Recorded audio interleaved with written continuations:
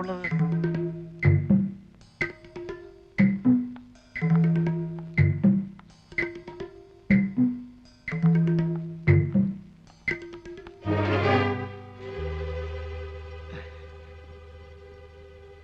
ഇവിടെ എന്താ ചെയ്യുന്നത് ഗൗരിക്കുട്ടി? വീട്ടിൽ വരുന്നവരോട് ഇങ്ങനെ പെരുമാറുക?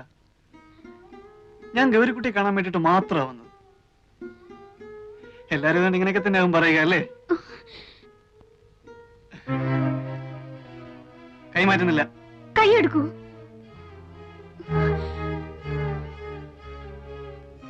എടുക്കാം. പക്ഷെ ഒരു കാര്യം, ഒരു 2 മിനിറ്റ് എന്നോട് സംസാരിച്ചിട്ട് ഇവിടുന്ന് അനങ്ങുള്ളൂ എന്ന് ഗ്യാരണ്ടി തരണം.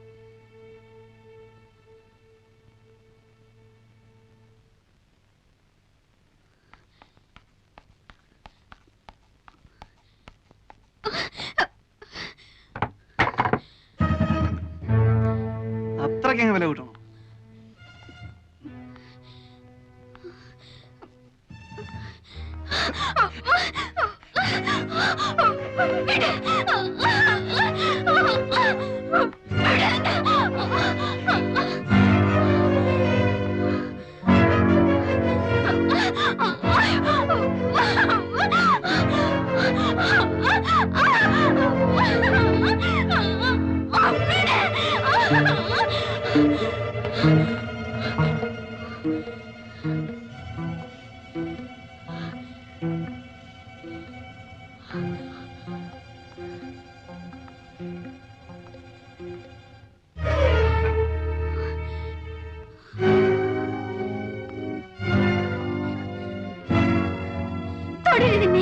പതിവ്രതമായി കാണും.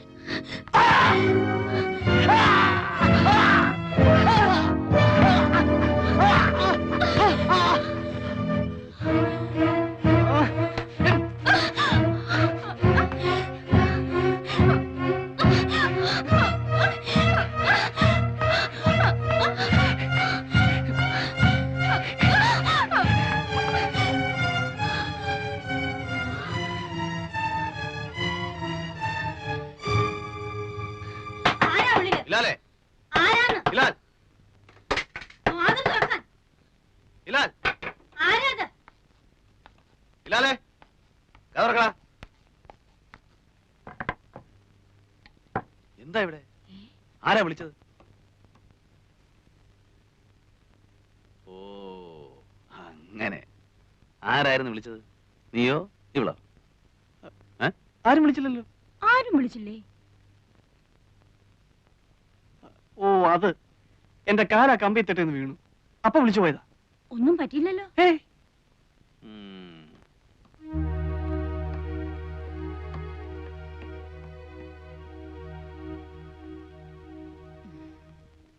വന്നിട്ടിപ്പോ 4-5 ദിവസമേ ആയിട്ടുള്ളൂ.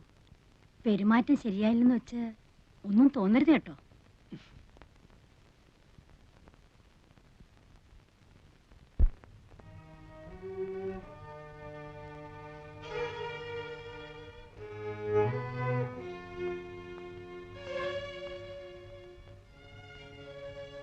എന്താ കുട്ടി ഇത്? കുട്ടിക്ക് ഇഷ്ടമില്ലാതെയാണോ ഇവിടെ പറപ്പിച്ചിരിക്കുന്നത്? ചോദിക്കുന്ന ഉത്തരം പറയൂ. ഇവിടെ ഈ തൊഴിൽ നിൽക്കുന്നത് നിനക്ക് ഇഷ്ടമില്ലാതെയാണോ? കരയണ്ട, എന്നോട് പറയാം, ധൈര്യമായിട്ട് പറയാം. എനിക്കെന്തെങ്കിലും സഹായിക്കാൻ കഴിയുമെങ്കിൽ ഞാനത് ചെയ്യുകയും ചെയ്യാം. പറയുന്നത് നേരായിരിക്കണമെന്ന് മാത്രം. ദേ നോക്കൂ, കുട്ടി മാളൂമ്മയുടെ ആരാണ്? ചോദിച്ചത് കേട്ടില്ലേ? കുട്ടിക്ക് സ്ത്രീയുമായിട്ട് ബന്ധം വല്ലതും ഉണ്ട്? ഇല്ല. ഇവിടെ കൊണ്ടൊന്ന് താമസിപ്പിച്ചിരിക്കുക. എത്രയായി ഇവിടെ വന്നിട്ട്? 5 ദിവസം. 5 ദിവസമേ ഉള്ളൂ. അതിനു മുമ്പ് വീട്ടില്. ഏത് വീട്ടില്? എന്റെ വീട്ടില്. എവിടെയാ വീട്? ഗൗരിക്കുട്ടിക്ക് ഇതെല്ലാം എന്നോട് പറയാൻ പേടിയുണ്ട് അല്ലേ? ആരെയാ പേടി? മാളൂമ്മയാ? ഞാനിതൊക്കെ എന്തിനാ അവരോട് പറഞ്ഞു കൊടുക്കുന്നത്? നിങ്ങളുള്ള അടുപ്പം തന്നെയല്ലേ എനിക്ക് അവരുമായിട്ടുള്ളൂ. ഞാനിതൊന്നും അവരുമായിട്ട് സംസാരിക്കാനേ പോകുന്നില്ല. ഞാൻ ധരിച്ചത് ഇവിടെയുള്ള ഒരാൾ തന്നെയാ ഗൗരിക്കുട്ടി എന്നാണ്. അതുകൊണ്ട് ചിലപ്പം എന്റെ പെരുമാറ്റവും ശരിയല്ല വന്നിട്ടുണ്ടാവും. എന്ന് പറഞ്ഞിട്ട് എനിക്ക് അങ്ങനെ പെരുമാറാൻ സാധിക്കുമെന്ന് വിചാരിക്കണ്ട. എന്നെ വിശ്വസിക്കാം. കുട്ടിയെ ഇവിടെ വരെ ബലമായി താമസിപ്പിച്ചിരിക്കുകയാണെങ്കിൽ അങ്ങനെയാണോ? കുട്ടിക്ക് സ്വന്തം വീട്ടിൽ പോകണമെന്നുണ്ടോ? എങ്കിലും ഒന്ന് വിളിക്കാതെ എല്ലാം എന്നോട് പറയൂ. ഞാൻ വിചാരിച്ചാൽ എന്തെങ്കിലും ചെയ്യാൻ കഴിയുമെന്നുണ്ടെങ്കിൽ ഞാൻ അവന് വേണ്ടി ശ്രമിക്കാം. പറയൂ, എവിടെയാ കുട്ടിയുടെ വീട്? പുഴയ്ക്കക്കരെ. പുഴയ്ക്കക്കരെ? അമ്പലത്തിനടുത്ത്. വീട്ടിലിപ്പോ ആരുണ്ട്? മുത്തശ്ശി. മുത്തശ്ശി മാത്രം? നിങ്ങൾ എന്നെ എന്റെ വീട്ടിലെത്തിക്കൂ. എല്ലാം കേട്ട് കഴിഞ്ഞിട്ട് പറയാം. അത് നേര് മാത്രം പറഞ്ഞാൽ. ഞാൻ നുണ പറയില്ല. പറഞ്ഞിട്ടേ ഇല്ല? ഇല്ല, ഞാൻ നുണ പറയില്ല. വീട്ടിൽ മുത്തശ്ശി മാത്രമേ ഉള്ളൂ എന്ന് പറഞ്ഞ നേരാണോ? അതെ.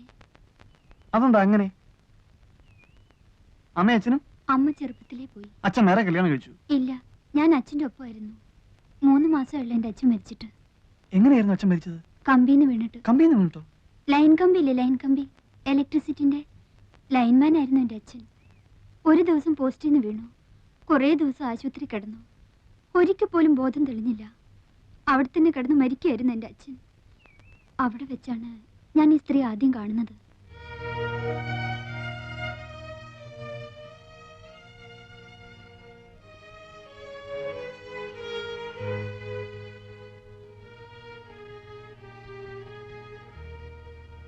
ഇന്ന് എത്രയായി?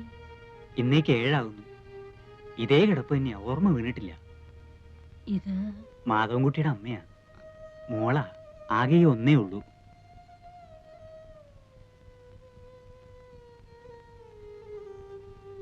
വാ മോളെ.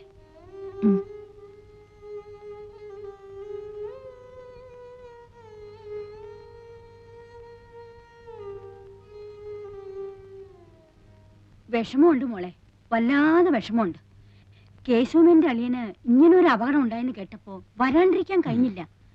പക്ഷേ ഇവിടെ വന്ന് നിന്നെ കണ്ടു കഴിഞ്ഞപ്പോ വരണ്ടായിരുന്നു എന്ന് തോന്നുക. എന്റെ മോക്ക് ദൈവം ഒരാപത്തും വരുത്തിയില്ല. ഇതാ വേണ്ട, വാങ്ങിച്ചോളൂ കൂട്ടി. ഇവിടെ എന്തെങ്കിലും ആവശ്യങ്ങൾ ഉണ്ടായിക്കൊണ്ടിരിക്കും. ഒരാള് സുഖമില്ലാണ്ട് കിടക്കില്ലേ, നിന്റെ അമ്മ തരുന്നെന്ന് വിചാരിച്ച് അങ്ങോട്ട് വാങ്ങിച്ചോളൂ.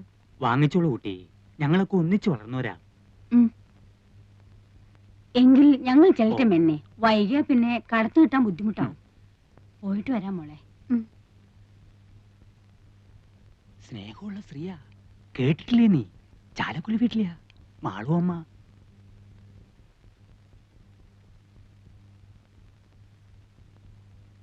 എന്റെ അച്ഛൻ മരിച്ചപ്പോ അവർ വീണ്ടും വന്നു.